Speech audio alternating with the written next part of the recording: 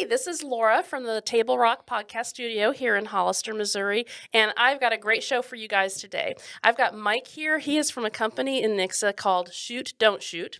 And I've got Doc here, and he's from a company called Phoenix Training Group. And I didn't want to mess that up because his company is phenomenal. I mean, I can't even wait to share this with you guys. And Shoot, Don't Shoot, oh my gosh, it's a fun company.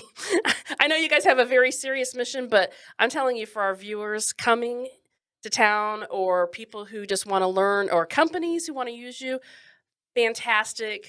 Right here in the Ozarks facility that comes to you, or you could go to them. I mean, amazing. You know what I'm saying. So anyways, so without further ado, I want you guys to introduce yourselves and tell everybody a little bit, not only just about yourselves, but about your company kind of in a nutshell, and we'll get this thing started. Okay. I'm Mike Deans. My wife Jackie and I own Ozark Shoot Don't Shoot Solutions, LLC. We're based out of Highlandville, Missouri. We have two Milo laser shooting simulators. One is stationary in our shoot room at our house in Highlandville, and the other one we can travel with to local PDs, local churches, schools, events, conferences. Our mission is to save lives.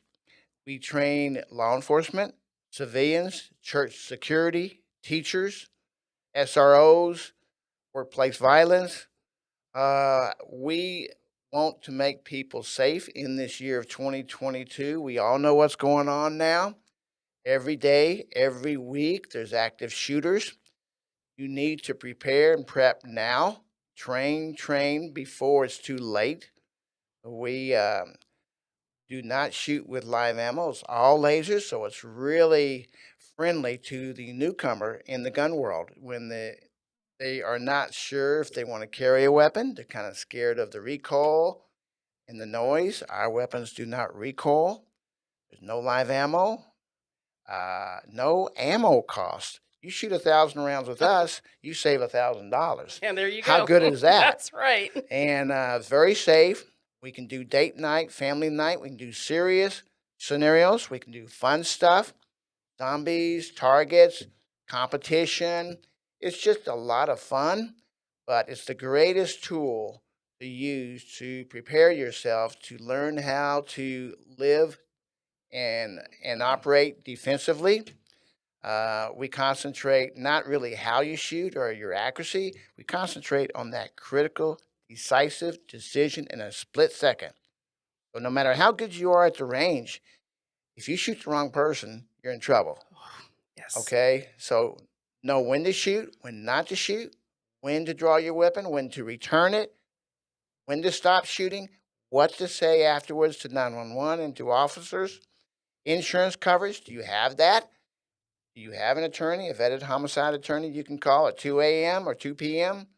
All this we cover, all this that we cover, including guilt, including the ramifications, civil, criminal, psychological, news media wise, family effect.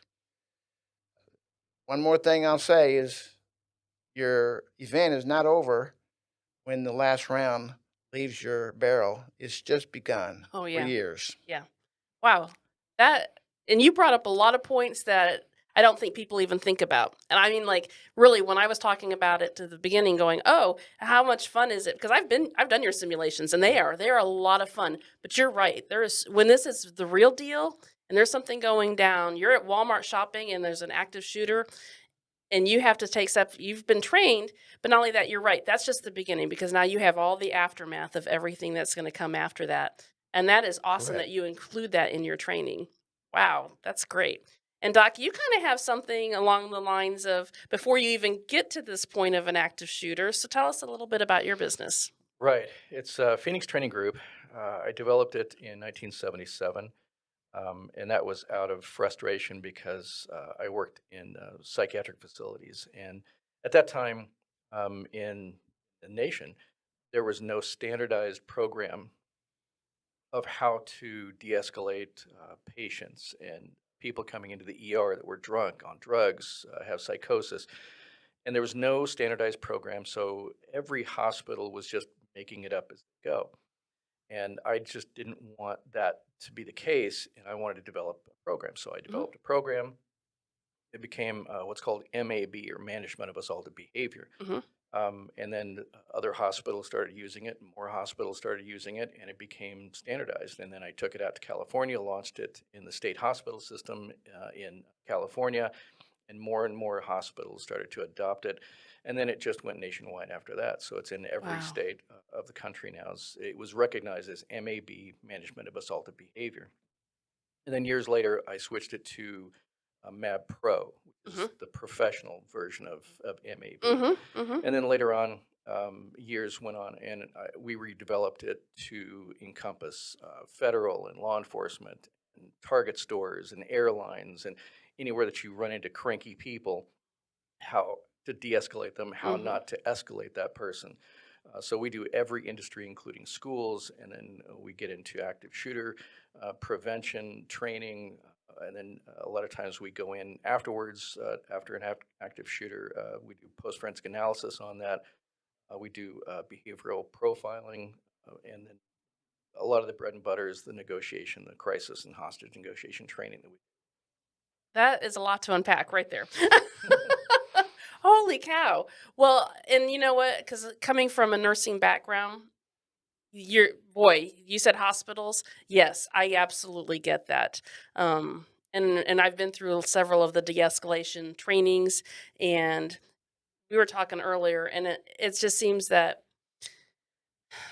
it's not just in the hospitals anymore. It is. No, unfortunately, it's branched out in every kind of Yeah. industry. There were only certain industries that it was in years ago, Mhm. and now it's just not the case. Now Yeah. it's in everything, and that's why we started adopting more and more industries to try to deal with that. And every time that you've seen a TikTok video of a so-called Karen Mhm. that's going off, let's say in a store, or a Target store, or a fast food place, Mhm.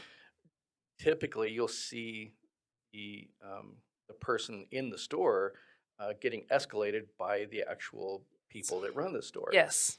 and then they blame the Karens, Sure. right? Sure. So-called Karens, but a lot of times you'll see the people in the store actually making it worse, and Yeah. so we go in to try to help industries understand what to say, what not to say, the hot words, every single thing, how not to escalate a situation, how to actually de-escalate it instead of making it worse. And then it you mentioned the hospitals. The hospitals, to me, were the most frustrating part Mhm. because the laws in this country don't support the hospitals having ramifications for Mhm. these kind of things, right? Mhm. So if, let's say, you are on the street corner and somebody comes up and punches you, you can call the cops. The cops come, you can have them arrested, you can charge them, and that's your day. With the hospitals, that was never the case. Right. So if a nurse, a doctor got punched and beaten up, or even worse, Mhm. had to leave work forever, um, there was very little to no ramifications whatsoever. You can't file reports, you can't charge them, you Mhm. can't have any kind of repercussions whatsoever. Mhm. You can't even charge them with a crime. And so that's what led me in California to start challenging the state and coming up with laws. So in 1993, I worked with Senator Jackie Spear at the time. Now she's Congresswoman Jackie Spear.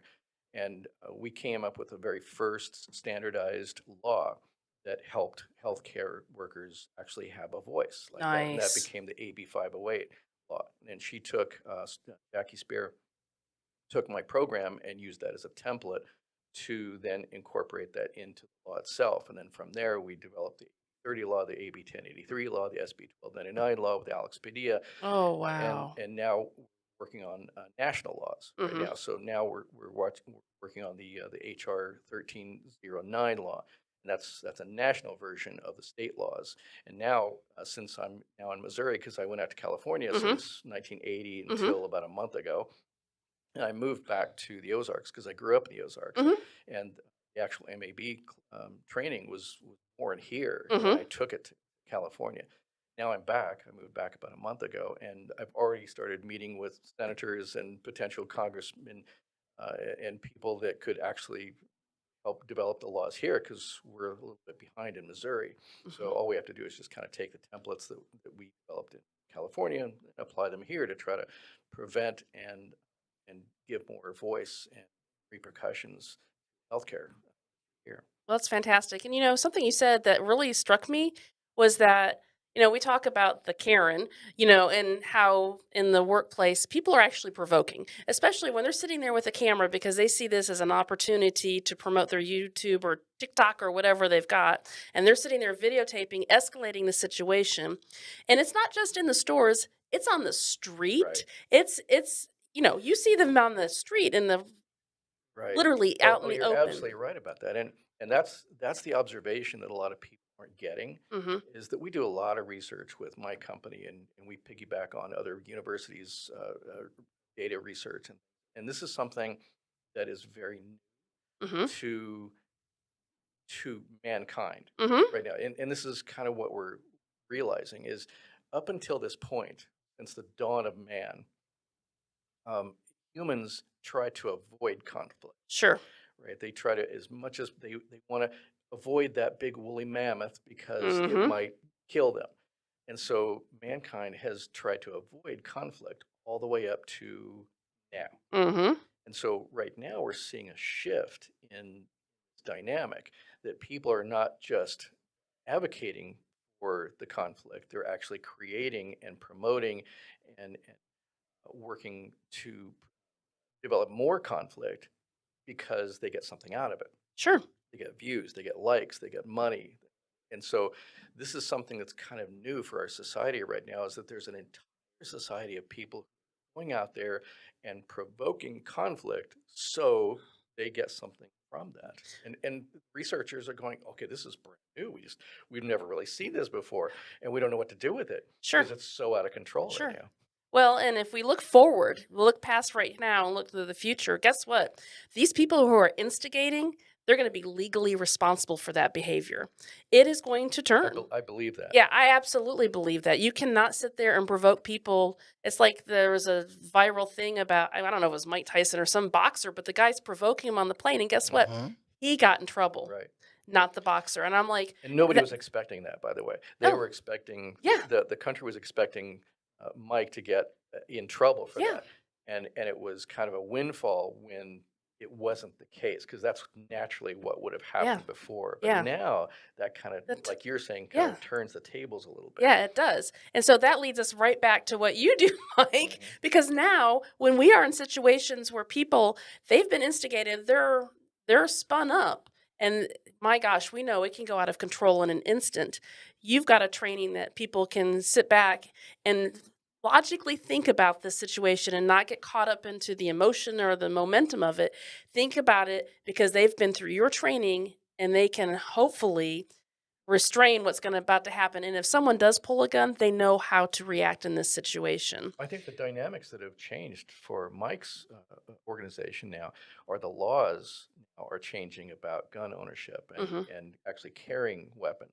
And so now the importance of what Mike offers has become exponential now Oh, because absolutely. if more gun owners are going to be out there, if you can carry more guns Mhm. state by state by state, Mhm. then it becomes necessary for that person to get some kind of training, and they can't all go to the range. Like No. California, it is really hard to go to a Mhm. range in California. You can't even find Right. them half the time, Right. and there's so many rules and regulations, and just to get into them, the waiting period is huge. You Mhm. can't go to outdoor range. They don't even exist in California Oh, anymore, wow. the outdoor ranges, right? Wow. So there's very limited resources. Mhm. So this is where Mike's company comes in so valuable is that you can go to him, they can come to you, and they can provide that necessary training that Oh, yeah. really is something that everyone should have if you're going to carry a gun. Oh, I believe it. And the myth out there is that, well, I've got a CCW or I've grown up with guns. I was in the military. I was in law enforcement. I'm retired. But you know what? This is 2022 and things are different Yes, now. they are. And we talk about options in our training. Mhm. What could you have done so that the weapon is pulled last resort? Mhm. We talk about critical, decisive decisions in a split second. Mhm. like when you're driving down the freeway and somebody would cut you off. You have to make that split second. You live through that experience of moving your car from one lane to another. Imagine if you have a gun on your side. Are you going to pull it in that split second? Are you going to aim?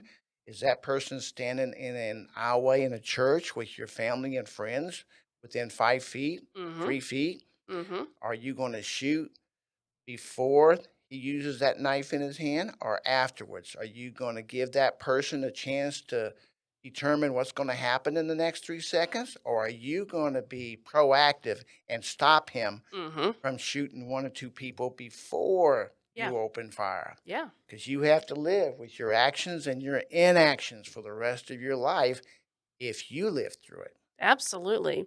So I mean, and really, this is not just okay. We're going to talk about everyday people, but let's talk about businesses because a lot of our people listening will own businesses or they work for a business that even if it's retail, if it's you are dealing with the public, they need to probably go back to their employer and say, you know what, this is something that would really benefit our company. Give us the training to de-escalate, teach us how to deal with our difficult customers, and teach us what to do when we do have somebody who comes in and pulls a gun. Well, the thing that you have to think about too is you've only seen a fraction of the incidences that happen in retail and Mhm. in Oh, hotels sure. and airlines and things because Sure. somebody just had a camera or was Mhm. allowed to have a camera Mhm. in that scenario. And there's for every one, there's thousands that happen that we don't even hear Sure. about. And so that necessity to actually get some training so your company doesn't suffer. Mhm. It takes one bad incident to have it end up on TikTok or any kind of platform like that, and that company can be shut down Absolutely. because of that one little incident. Because then you get all of the other people on board saying what a terrible situation that was, and don't use this company anymore. Mhm. And all of a sudden, that company has to shut down Sure. because of one little incident like Sure. that. We help save for insurance costs as well because if you've had our training, Sure. then the insurance companies will give you breaks Mhm. because they know that you're trying to do proactive things to try to Mhm. not have liabilities. And so it's just so important that every employee in retail, especially because that one little interaction, one little thing we can teach you how not to say will save somebody from pulling out a gun and shooting the place up Sure. or suing the place Mhm. or ending up on the internet and Yeah. then all of a sudden that place is shut down. Right. We've said several times when we talk to people who come, nobody wants to be the person standing in front of CNN trying to explain their actions. Do what's right from the very beginning. Right. Be trained, be smart, do these things and have those in place in your mind. Muscle memory is so huge. Don't just reach for your gun. No. There are things that we can do before we get to that point. That is always our last resort when we get to that point. But we have to be trained to do that because this Hmm. does not come natural to us. Our natural inclination is Right. going to be protective. And that's the problem is that there are all these reflexes and Mhm. these natural aspects of what we do as human beings get kicked off. Sure. And in our training we talk about the psychology of all these things and what happens in your brain Mhm. and how to help that and how to Mhm. de-escalate your own brain. And that's one of the biggest things of Yeah. our training is not trying to de-escalate somebody else. No.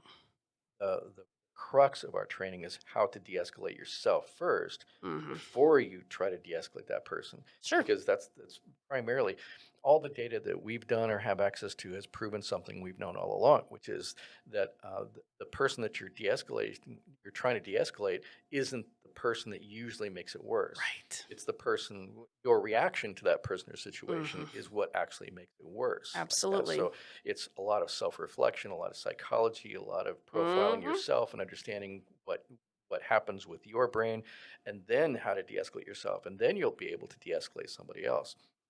So there's so much psychology and like what you said, you're fighting a lot of reflexes and things that happen in Mhm. us, and so we have to work on those. And those are things that people just don't get the training for out Sure. there, Sure. especially in retail.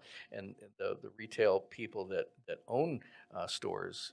don't understand how important that is to keep them out of liability, legalities, Mhm. lawsuits, and from being shut down Oh, sometimes sure. or ending up on TikTok. Sure. So, Mike, I know that you've trained a lot of people, a lot of people through your company. Can you give us a situation that you were able to go in and train somebody or a company and how it really made a difference in their pattern of how they handled situations? Couple years ago, there was a young lady who was a competitor shooter, and she was actually a neighbor of ours. And she was not scared to do and say what she wanted to say. She's a very independent and outspoken young lady. She was in her 40s, and she and her family were out at Branson Landing one day. Hmm. And there was an individual. It was a warm day. He had a jacket on, and he approached the family, and of course, she was carrying, and with his hands in his pockets in his jacket, and in a very forceful and authoritative way, asked for money. It was actually a robbery by threat, Hmm. but he didn't say certain words, and she knew what was happening. She backed up the family, and he continued and came toward her, and she put her hand on her waist, and he saw that and kind of backed out, and then she said, "Don't come forward. I will shoot." And she looked at her background behind him. Then there was people behind Mm. him, and we really stress, look at your background, because every round you are responsible for. If you miss, if it goes through the attacker, Hmm. you still have problems maybe. Hmm. So she said if she hadn't gone through our training, she might have pulled her weapon and she might have shot if he would have taken a step forward. He hadn't shown a weapon, but she was feeling like he was Sure. pointing to one. Well, he left later on, and she called law enforcement, told him what happened, and they caught up with him. And he was trying to intimidate some older people, Mm. and they caught up with him, and he had warrants, felony warrants on him. Don't know if he had a pistol. She said that training cost her a lot of paperwork. Oh, sure it did. Okay. Sure it did. Well, and it may have literally cost somebody's life, Exactly. so And like in your training, you talk about how the tunnel vision occurs. Oh my Whenever gosh. you're threatened, that's something we include as well. mhm. That tunnel vision happens. You have a weapon on you, and you entertain the ability to actually try to use that weapon. Instantly, the tunnel vision starts, and so that's what she was seeing Mhm. was that person. Mhm. But his training opens that up, It and Sure. opens it yeah. up, and the hearing, because you're focused, you're not hearing people saying maybe on the side, "Oh, it's a BB gun, it's a BB gun." Mhm. Right. That officers Right. have gone through, but they didn't hear somebody say that because they're focused on that Sure. threat. Sure. That is an amazing story. And you have to experience that type of a threat either in a real event or in front of a simulator that is just below the real event. You can't explain it, you can't define it, you can't advertise it. Mhm. You've got to physically be there in front of a simulator with a realistic scenario with the blood, cussing, and everything else, with Mhm. people running at you, Mhm. shooting at you, even on the video will affect your accuracy. Sure. And then, really want to be a stationary target? You're an easy target. You have to move and shoot, because the bad guys are going to be doing that. Sure. So it's not like the range, not anything like the range. Well, it's not like TV either. No. And how many people, in on all seriousness, they carry a gun. They have very little training of that gun. And Yeah. really, what's their training? Video games, television, and Yes. like you said, maybe they have gone to the range, maybe not. But This is a whole different situation when it's real life. But there's no stress induced type of situation at the range. Right. CCW, all that does is prove that you can pull a trigger. That's Okay. all it does. That is not training. That's just prove that you can pull a trigger. We want you to have a CCW in case you travel and everything. Sure. That's fine. But go to the range as much as you can and go to simulator 2 or 3 times a year, Yeah. please. Yeah. Every person that's gone through simulator training has understood that dynamic Yes. afterwards. Mhm. And they thought, I thought I had it. Yeah. in my mind. I Sure. thought I could do this. I thought that I was good at this stuff. And then the range proved that I wasn't as good as I thought. Mhm. It's an Mhm. awakening. Yeah. Sure it It's is. a shock and awe, and they just, I mean, we've seen people like, my gosh, I would have been dead. Oh my Yeah. gosh, I didn't know that somebody could get to me 21 feet away so fast, under Yeah. 2 seconds, Yeah. depending on the age.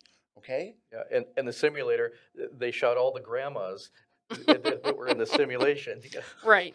Yeah. Yeah. Oh. So you don't want to mess up in real life. You want to mess up and learn in front of a simulator. Well, and how many people, especially women, want to carry? They Yes. feel the need to be, taking care of themselves and being a little more proactive with their safety, but they're too scared. Mm, They're too scared to carry a gun because they're not exactly sure that they want that responsibility or if they right. can handle it properly or whatnot. What a great way to train yourself is through a simulation. And it's male and female as well. I've seen just as many Mm. create more, as many or more accidents on the simulation Oh than yeah. females Oh, too. wow. Oh yeah. So it's not a gender thing Okay, at well, see, all. there you go. Yeah, So right, everyone needs it. right, Yeah. exactly. Everyone. And sometimes hunters think, no, I'm really good. I Oh, can shoot all the way across the field and hit whatever I want. And then they get on a simulator sometimes, and they I shot everybody except for the bad guy. wow. Yeah. The deer is not that threatening, No. is it? No, not at Yeah. all. No. It just and and the ladies or the men, because there are some men, they may not be sure they want to carry a weapon. Sure, So if they can't respond to a videotape with a weapon, they probably don't need to be carrying a weapon. sure. Okay. Yeah. And now there are some people who've been through traumas, assault, rape, stuff like that. And we talk about that Mhm. sometimes. And we don't want to stir up any type of PTSD or trauma type of memory. But we've had people even come that have had that type of situation, and there are some studies, and you may or may be able to back this up. I've heard the VA is using uh, simulators for rehab for PTSD Nice. and and recovery, and that's another type of service that I would love to get into Oh, someday. sure. Oh, and we got the VA right here in Branson. Yes, and I'm talking to them. Yes, good for you. Well, and here's the thing, for the people who may not be comfortable going full blown and carrying a firearm, then they need to come see you, doc, because Yes, you're going to be the most important person that they're going to come in contact with to try to get out of that situation. Right. Right. And So I'll our first step is not getting an escalated situation to the point where people pull guns out, Mhm.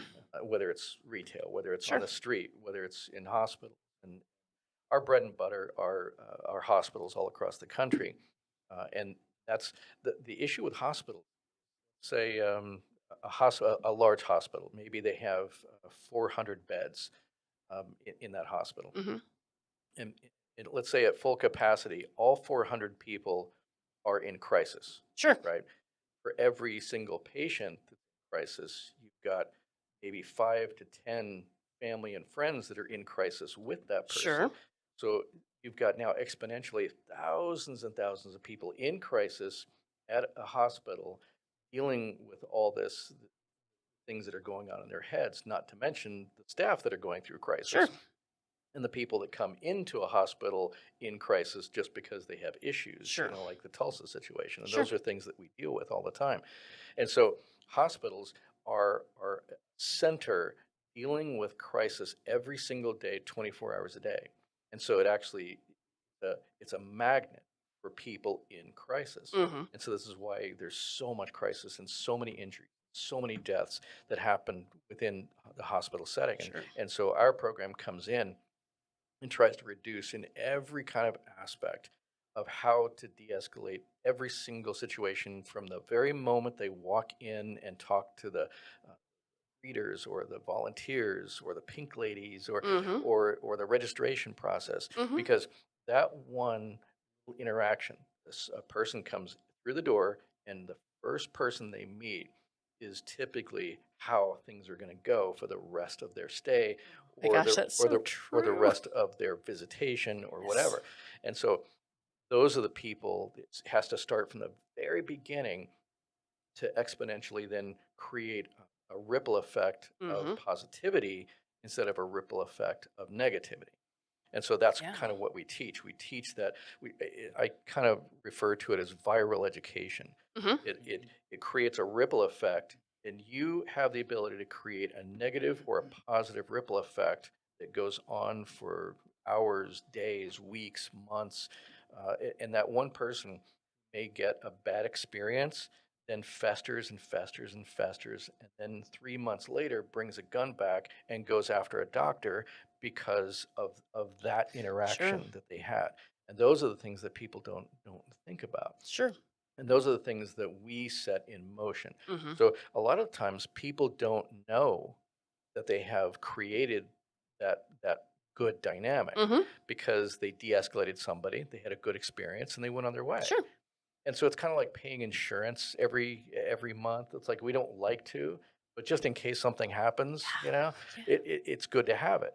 And so we teach insurance for individuals and companies to avoid things that they Mhm. never have to encounter, and they don't know that they've Yeah. avoided it. Yeah. But chances are the organizations that we have taught and trained have avoided thousands of bad Oh, interactions that they absolutely. didn't even know about. Well, Yeah. it's funny because you were talking to me beforehand, and you were talking about, there are other companies who teach us de-escalation, but one of the things that your company does that I think really sets you apart is that you guys are so open about your program and what it is, Hmm. and you get so much feedback, Hmm. which is so important. So, out of that feedback, what are some things that have come out of the feedback that your company has had that has made you just so much better? Gosh. Um, we've trained millions of people since '77, and we have people that come back to us time and time again. And a lot of the training, especially in hospitals, they don't like to go to this kind of training because it's mandatory Yeah. by state laws. You Mm-hmm. have to, healthcare Yeah. workers have to attend our trainings. And if they've attended bad trainings in the past, they're not looking forward to the next training. And then they Sure. come to our training and they go, "Oh my gosh, I actually learned something in this." Sure. And and and what we teach is it's not just for the facility, not Hmm. just for your job. We train people that apply this to their own lives, their husbands, their wives, their children, their friends and families, and so they take that and apply it to their own lives, and that way that they're more invested Hmm. in that kind of training. And Sure. so if we teach them something of value that's valuable to their Mhm. own lives, Mhm. then they're more apt to actually apply that training in a facility like that. And those are one of the things that we teach. And we've had so many people take our training and then go back to their homes or their lives. And then the next year they come back because it's a yearly Sure. certification that you have to take our training. They'll come back a year later and go, "Oh my gosh, it changed everything. I have children with autism at home, and I started using the same principles that I learned for us here at this hospital. I started using it with our children. Total difference. I cannot believe how much difference they are. We don't have to institutionalize them. We don't have to always reprimand them. We don't have to put them in de-escalation all the time. They just they're different now that we use the same principles on them, things like that. And those are the things that we strive for. That's fantastic. And the times that we have worked with companies that have avoided situations, and then learned that that person actually did have a gun or a knife, and they were ready to use it, and the Mhm. people that have gone through our training actually made friends with that person and got them to hand over the knives and the Mhm. guns, and they had every intention. And later on, when they had to go through the justice system, Mhm. because when you bring a gun Sure. and a knife to a Oh, hospital, sure. you have to have some conversations with Sure. some organizations. But after the fact, they said I was completely ready to shoot that person that I had come in to shoot, Wow. and that one person that that interacted with me made me not do that. And those are the people that had been through our training. And Mhm. so the avoidance capacity is so high when you have hundreds and thousands of people in an organization Mm-hmm. having had our trainings, Sure. because then exponentially it starts to target people who come in, and people start to understand what to look for and who to look for, and how they look, and the situation awareness. Sure. Then they can target something or somebody really quickly, and then try to de-escalate that situation, and then they actually don't hurt or kill somebody that they have the intentions of doing that.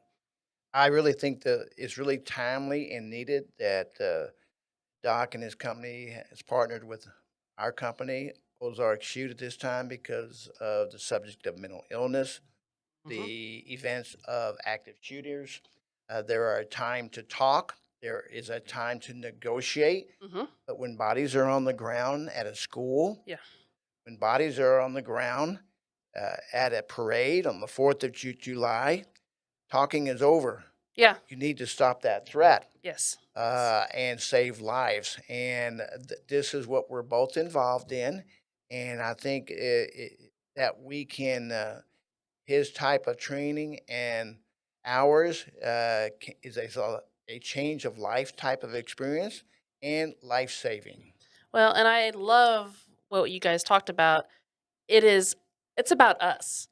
It's not we cannot change the world, No. but we can change ourselves, the way we think, the way we approach situations, and by doing that, we can engage people to make those positive changes as well. It is a very much a ripple effect, Oh, and absolutely. And it's we've got to important. depend on ourselves to take Yes. care of ourselves. There's not enough law enforcement out there. No. They are stretched. They are shrinking. I've been in law enforcement since last century. I'm retired, and Doc has been in law enforcement. So we've been on the streets. We know what the reality is, and it's worse now than it was even Oh, last sure. century. Mhm. So And you have these knee-jerk reactions yeah, to incidences, and it just always makes it worse, because some people say, well, get rid of all the cops and only put mental health professionals in there, right? And then some people say, no, just send the cops in. And it's never going to be a situation where one or the other needs to happen. Sure. It has to be a combination of both. And those are the things Mhm. that we fought for, and fought for laws for, and created funding for. Mhm. And we've raised money Yeah. for things like in California. We helped the budget access the ability then to train more mental health professionals. They could send them out Mhm. with law enforcement, because if law enforcement can go out and not pull their gun because they have a mental health professional with them, then Mhm. that's the best of both Oh, worlds. sure. You can't have one without the Oh, other. sure. If you just send a cop out there with no training, then they're going to rely on the training that they've had, which is, if you're faced with a legal threat, then you're responsible or have the opportunity to return that lethal threat. Mhm. And they don't know how not to do that if they haven't received that training. And Yeah. once they receive the training on how to deal with illness, then they realize, oh, okay, it's not you increase the threat, you actually decrease the threat. That's Sure. totally different than my Mhm. training. Mhm. And so they have to have training. That's something that we've tried to achieve, is train more cops to understand mental illness. But you have to rely on the mental health professionals also to go out there and try to be that buffer zone, so the Mhm. cop doesn't have to be involved much anymore. Sure. but Well, oh, go ahead, Mike. But I will inject that is not just mental illness, it is evil too. A lot of news media wants to paint something as mental illness all the time. That's not always true. Sometimes it's just plain evil. There's drug addiction. There's all kinds of other types of effects that somebody has gone through in their life that's caused this. But sometimes it's just plain evil, meanness. They want to just get revenge for whatever it is. Mhm. So we've got to see the difference between mental illness and evil because there is a difference. Well, Just because, the misconception yeah, is that a lot of the violent incidents have been caused by people with mental illnesses, and that's absolutely not true. Sure. The data supports that the people with mental are not the root cause of that. Sure. It has to do a lot of what it has to do with. It comes down to loss. Mhm. Yeah. There's some kind of Bingo. loss Yeah. in that person's life, and that Mhm. has created the festering or the Mhm. Yeah. feeling like I need to get that control back Mhm. because I don't have the control, Yeah. or somebody's taken something away from me. And so you can have somebody with absolutely zero mental illness, and those are the people statistically that create more of that damage. Mhm. Wow. And that happens in a split second. So you can have somebody that has had a stellar life Mhm. in their existence, and the perfect role model for a husband or a wife or a boss or a coworker, and then something will happen that will create loss in their life, and the taking away of control, and that will start the process of that spiraling effect. And so it's not mental illness that creates that. Sure. That's just situations that Sure. create that. Sure. And regardless of if whether it's mental illness or loss or someone's just having a Just bad day, yeah, right. regardless, we still need to know how to handle that situation. Right. And again, it starts with And the us. reflex Yeah, the comes into reflex, play. the training our brain, thinking Whether about it. whether you talk about something, the reflex of saying, "Well, calm down," which is going to make it 10 times worse, right? Don't tell me what to Or do. right, right, exactly. They're going to say, "Don't tell me to calm down," Yeah. right? Or you need to do this or not do that, Mhm. or what's your problem? You know, Mhm. all those things that you hear on all those videos. Sure. Those are the things that propel something, Sure. and so it's that reflex of not saying something like that, or Mhm. the reflex of actually pulling, because if you have a thing, whatever that thing is on your hip, then a lot of people just go to the thing. Mhm. Mhm. And so instead of spending the time and energy to try to talk this out, they just go for whatever's on their hip because Sure. they figure, well, this is going to stop it. Sure. And all of a sudden, they pull out something too. And all of a sudden, now we have a gunfight when we Mhm. didn't need to have that gunfight. If I would have just taken the time to say a couple things or not say a Yeah. couple things, that would be different. Well, But if it gets to the point where yeah. people pull something that's deadly force, Mhm. then that's when you need to be able to stop that Mhm. situation. Most of these shootings and deadly results between officers and people on the streets, traffic stops and everything, if they would have just complied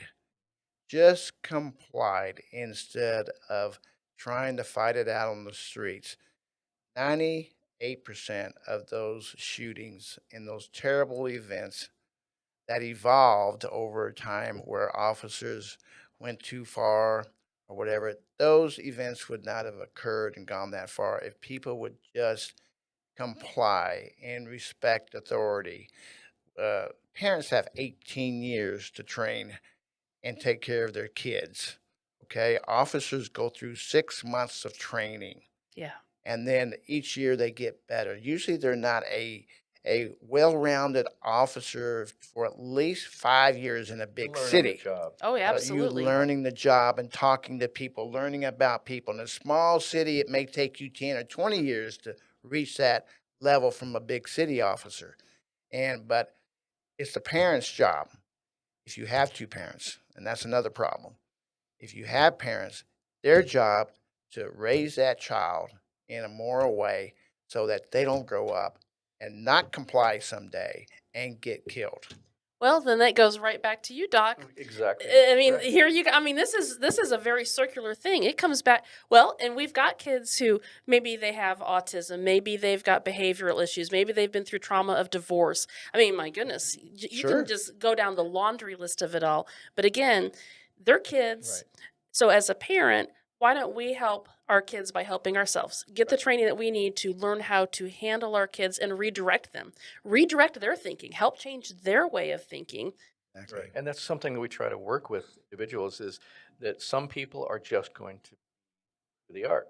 So, Yeah, so if they haven't had that parenting, if they haven't had those resources, which this is something we fight for a lot, is trying to create more mental health resources for kids and adolescents, because that's the time that you need sure. to help that.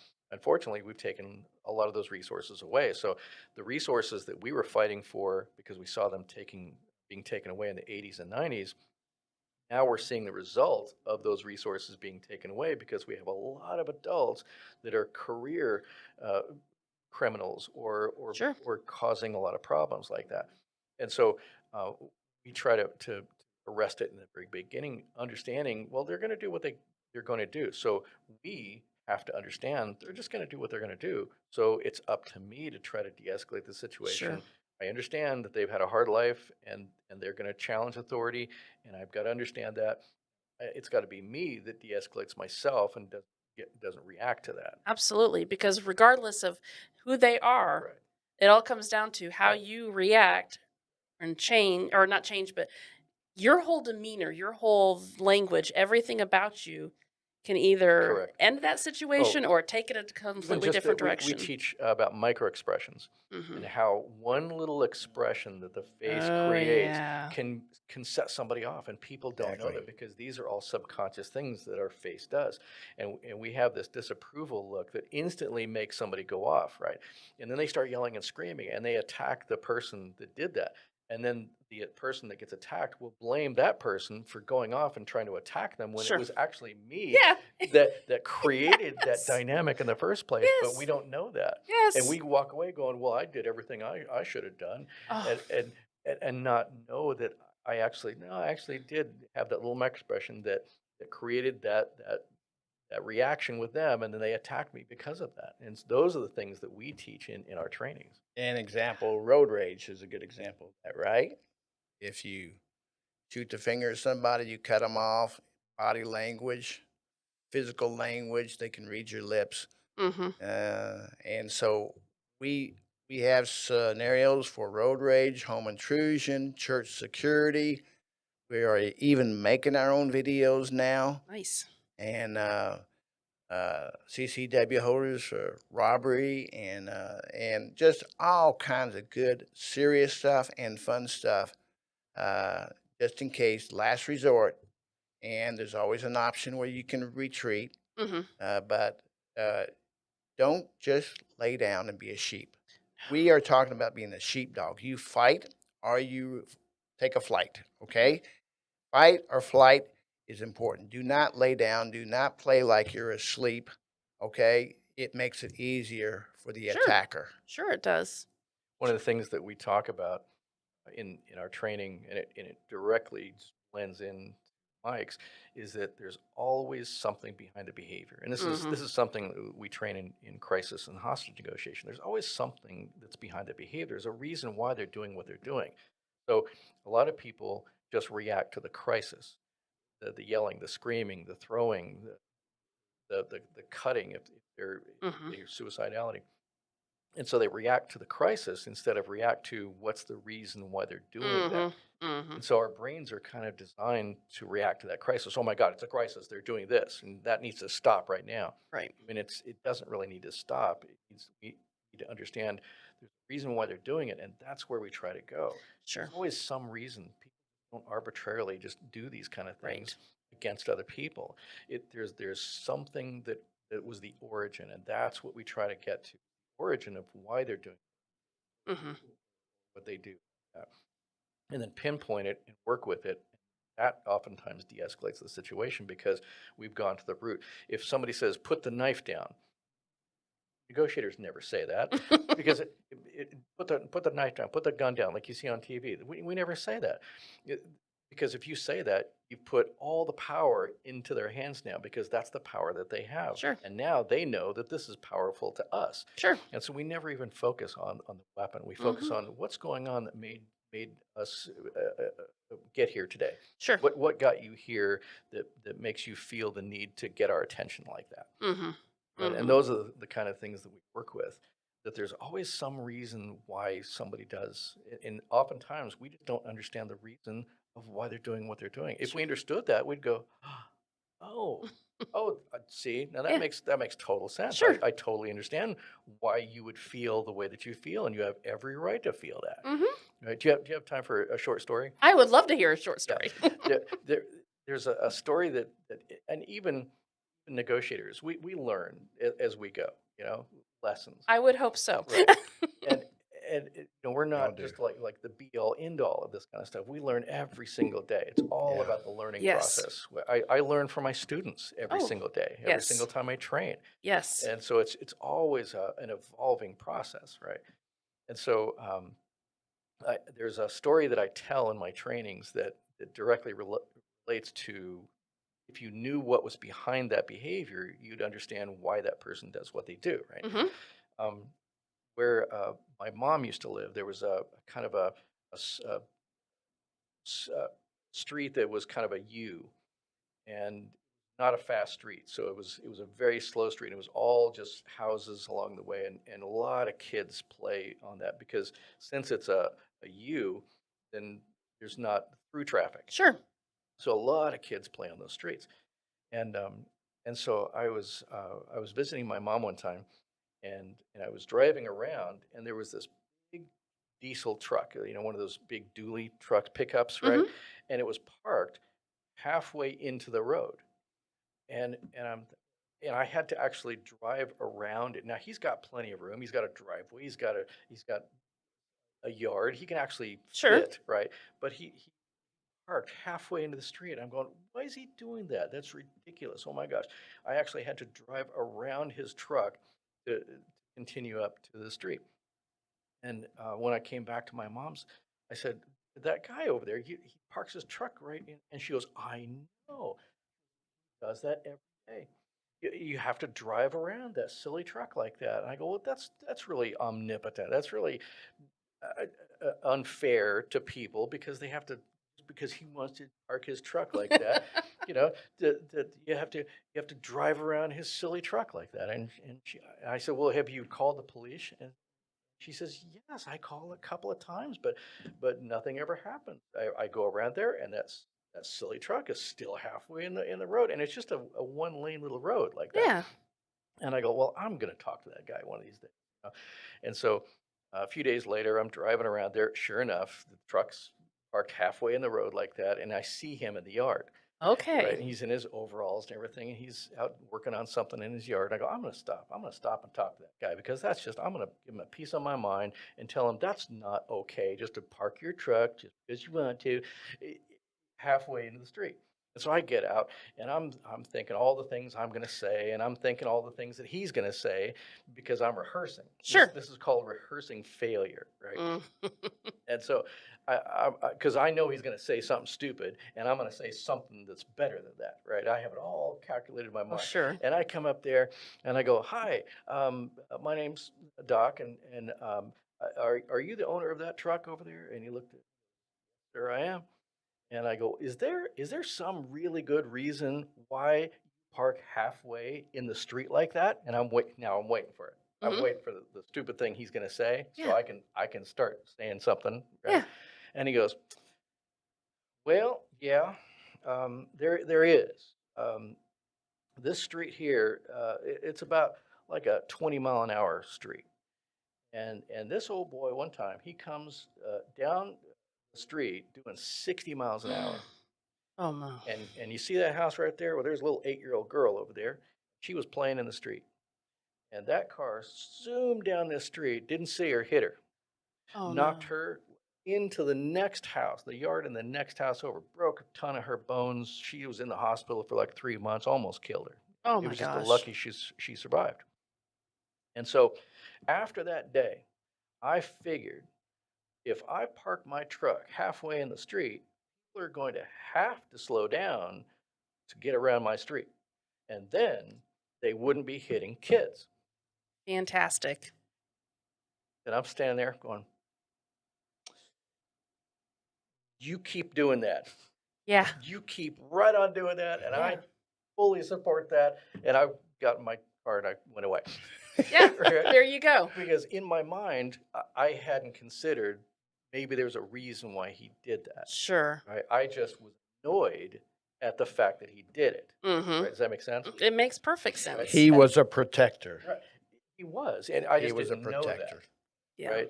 And if I had known that, I wouldn't have even stopped. I would have Sure. said, right on. You keep Yeah. right on doing that, right? Yeah. But in my mind, I was only focusing on the fact that I was annoyed that I had to drive around. Mm-hmm. That's what people do. They they they understand what it means to them. Sure. I'm annoyed and I have to be inconvenienced because I have to drive around a truck. Mm-hmm. And so it's the same thing with dealing with individuals. You're annoying me because you're saying bad things about me, Mm-hmm. or you're annoying that person, Mm-hmm. or you're annoyed at something in my yard, and So we don't understand sometimes there's a reason why they do it. And if we instead say, what's going on that makes that so important? Sure. We would probably hear a decent answer and go, Yeah. "Oh, you know what? Okay, I understand that. Well, I understand that you want to do that. How about if we compromise and you can do this and we can do this and we can try to do that, right? Yeah. Right? And then most likely that would be the case and people would go about their business. But instead, people yell and scream at each other and then they video it and it ends up on TikTok. It's a hot TikTok. Boy, isn't that the truth, too? Right. Oh, my goodness. So, Mike, if somebody wants to come and do your shoot, don't shoot, how do they get in touch with you?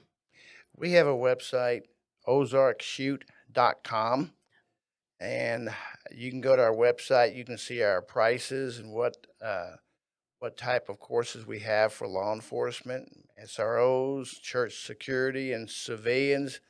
And we can work up a schedule that fits their schedule. Hmm. We recommend 2 hours for each person, and we can train 2 to 4 people at a time. And you're Like post 'em. certified. And we're post certified, Nice. and we can train a family. We can train officers, partners. We can train anybody that's willing to get up there and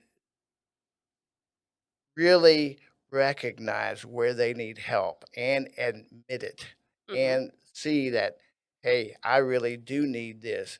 It only costs $40 an hour for each person. So if you have 4 people in a class, very personal. So it's 4 times 80 is 320. Hmm. No ammo costs. You're going to Hmm. spend more than that at the range. If you spend 2 hours at the range, It's so $80 affordable. a Oh, yeah, person. For absolutely. what you get, Uh, it's so oh, amazingly affordable. yeah. I'm And you sorry. can Just spend your go, Starbucks money and you can now yeah, save Save lives. lives. Right. yeah, So, save your own life sure. and your family. Yeah. And so you can you can just learn from one scenario to another. You can be in a church one moment and Walmart the next. You can be on the streets or a doctor's office. You can be in your car. We can put up 20 to 30 scenarios in 2 hours of situations that fit your lifestyle. What kind of work do you do? Are you a Hmm. truck driver? Are you a salesperson? Uh, do you work as a clerk at a store? Do you own a business? And we do a script with the 1,000 plus scenarios that we have and plug in the ones that you may come in contact with, that you may experience. And we have repeat people come back 3, 4, 5 times. And over the last 5 or 6 years, we have never had a bad evaluation. We have evaluations after the classes where they give us a rating and everything. They all love it and they want to do more. Hmm. And it's just great training. And the combination of his company and ours, you Oh, really oh, can't beat yeah. it. And there's really not anything like this in this area. Well, I was gonna say, Especially combined like that. Yeah. yeah. I mean, how blessed are we in the Ozarks to have this kind of technology and, oh my gosh, just the experience behind it. The you guys, I mean, you've been doing this for years, years and years. How many companies can offer that to the people in the Ozarks? No other company that's No, been around as long as mine no. in terms of de-escalation. Well, Yes. you set the standard. Yeah, Yes. yeah, So, Yeah. and also Mike's. yeah, He's been doing for so long. So the yeah. combined um, experience that we offer is really exceptional.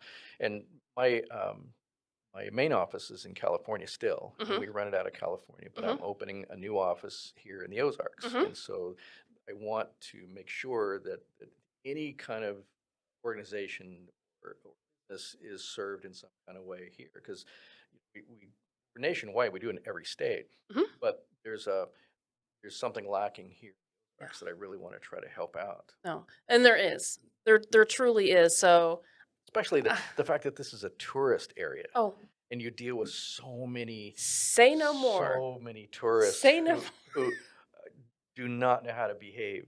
No. And so you have a tourist town where you have a lot of people that don't know how to behave and they're interacting with people who don't know how to deal. people, You know, especially Silver Dollar City and oh, Branson and things like this. oh yeah. On the So lake, important. look what all happens on Oh, the lakes. yep. Oh, you're absolutely 100%. So I'm so glad that you guys came here today. This is just such a great conversation that I think needs to happen. And I think a lot of times people think, oh, it's just, fluffy stuff and feel good stuff.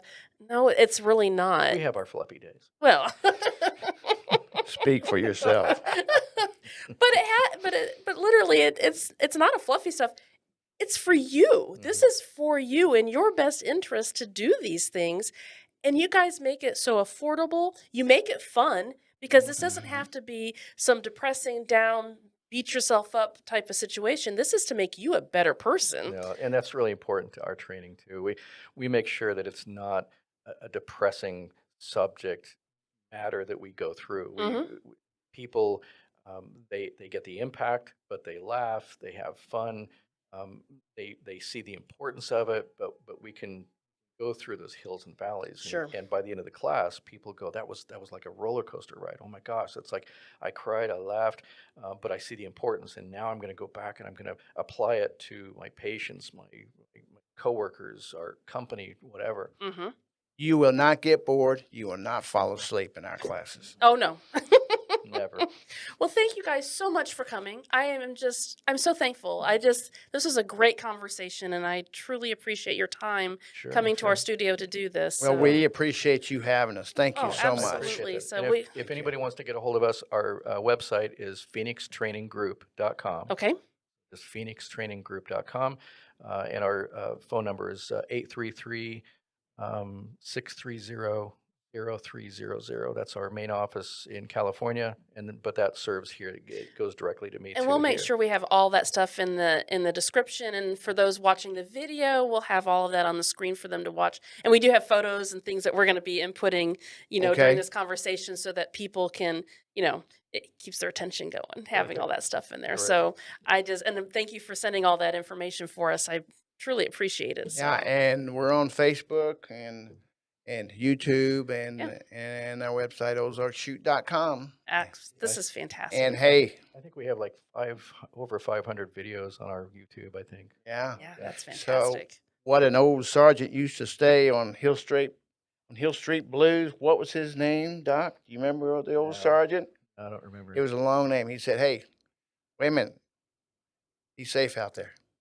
There you go. So everyone, let's be safe. Be safe." All right. Well, you guys have a great afternoon. Thank you Thank for you for coming. having us. Oh, you're more Thank than you. welcome. Bye-bye. Bye-bye.